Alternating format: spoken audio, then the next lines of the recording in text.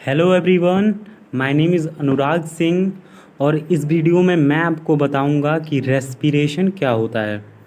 Respiration, the process which break down food to release energy with the help of oxygen and respiratory enzyme is called respiration.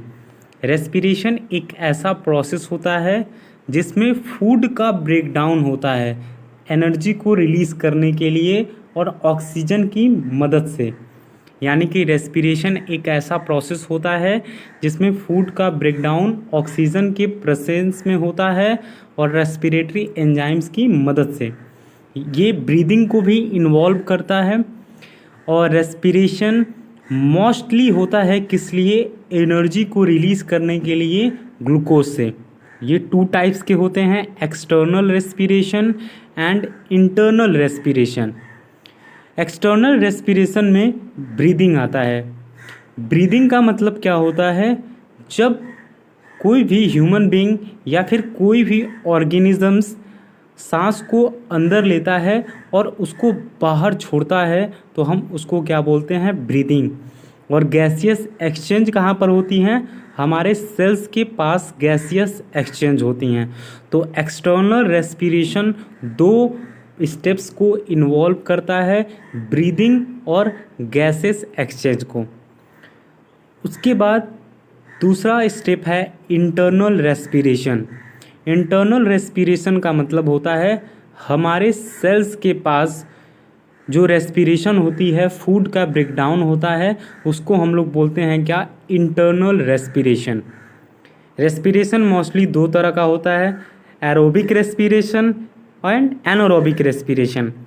Aerobic respiration में क्या होता है? ये complete breakdown करता है food को oxygen के मौजूदगी में और एनर्जी को रिलीज़ करता है एटीपी के फॉर्म में। तो रेस्पिरेशन का एक ऐसा टाइप जिसमें ऑक्सीजन के प्रेजेंस में फूड टूटता है और एटीपी रिलीज़ होता है, जैसे कि ह्यूमन और प्लांट्स में ये होता है।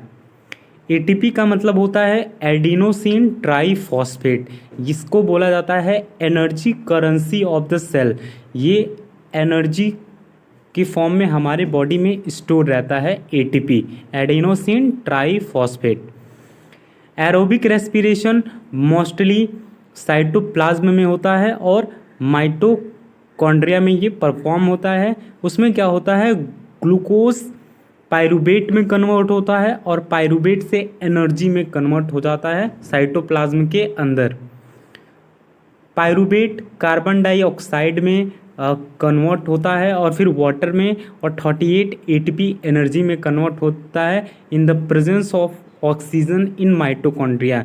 यानी कि ग्लूकोज साइटोप्लाज्म में टूटता है और पायरूवेट कहाँ पर टूटता है? माइटोकॉन्ड्रिया में, ऑक्सीजन के प्रेजेंस में। और ये एरोबिक रेस्पिरेशन का क्या है? एग्जाम्पल है।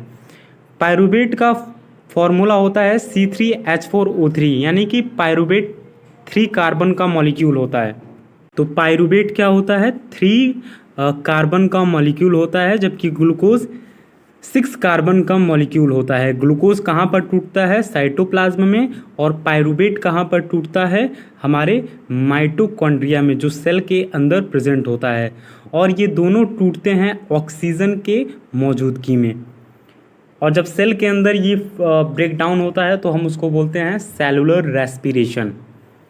एनारोबिक रेस्पिरेशन का मतलब होता है कि जब फूड का अनकम्प्लीट ब्रेकडाउन होता है, एब्सेंस ऑफ ऑक्सीजन, जब ऑक्सीजन की मौजूदगी नहीं होती है और कम अमाउंट ऑफ एनर्जी रिलीज होता है, तो हम उसको क्या बोलते हैं? Anaerobic respiration. जैसे कि ईस्ट में होता है, ह्यूमन बींग्स में भी होता है। ये ईस्ट में कब होता है? अल्कोहल को बनाने के लिए। और ह्यूमन बींग्स में जब हम लोग कभी बहुत ज़्यादा दौड़ लेते हैं तो मसल क्रैम्प्स हो जाते हैं हमारे बॉडी में। तो जैसे कि अल्कोहलिक फॉर्मेंटेशन, एनारोबिक रेस्पिरेशन का एग्जाम्पल है क्या? Alcoholic fermentation. अल्कोहलिक फॉर्मेंटेशन में क्या होता है? बियर, वाइन या फिर चीज़, इनको बनाने के लिए ईस्ट होता है। और ईस्ट क्या करता है? अल्कोहल को बनाने में मदद करता है in the absence of oxygen, oxygen के एब्सेंस में। और ये तो हम लोगों को पता ही है कि ग्लूकोज और पायरूवेट कहाँ पर टूटते हैं। पायरूवेट तो माइटोकॉन्ड्रिया में टूटता है और ग्लूकोज कहाँ पे टूटता है, और साइटोप्लाज्म में। लेकिन अल्कोहलिक फॉर्मेंटेशन में क्या होता है, इथेनॉल और कार्बन डाइऑक्साइड बनता है और 2 ATP को रिलीज करने के लिए एनारोबिक रेस्पिरेशन में। एरोबिक रेस्पिरेशन में क्या हो रहा था, 38 ATP का रिलीज हो रहा था, लेकिन इसमें less amount of energy release होती है। एनारोबिक रेस्पिरेशन का दूसरा एग्जाम्पल होता है लैक्टिक एसिड फॉर्मेंटेशन।